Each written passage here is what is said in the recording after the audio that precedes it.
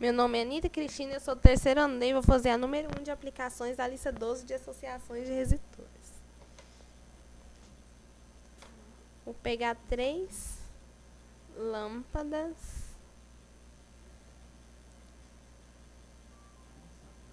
e ligar elas com o fio.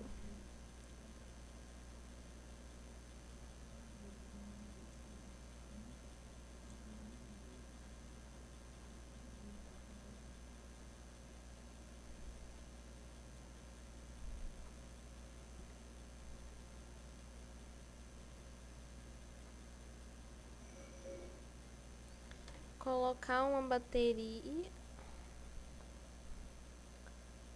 com 180 volts.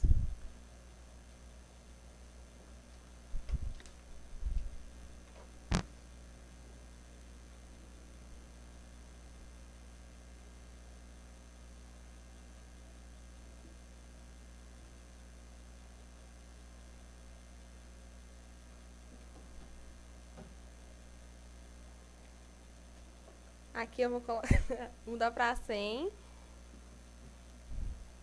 E aqui 80, porque não dá para colocar 181.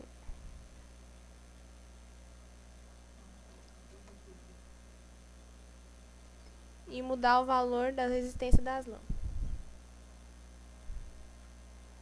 Aqui é 10 mesmo. Não, aqui é 20.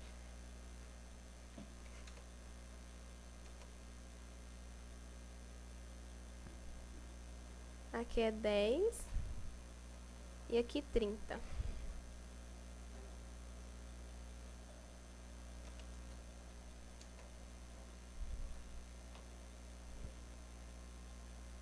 Agora eu vou medir com o voltímetro, ver o resultado.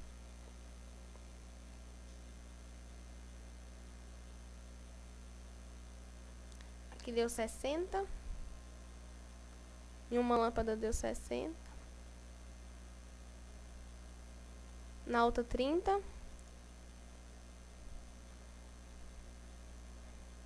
E na outra 90.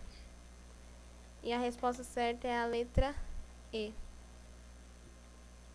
Só isso, né?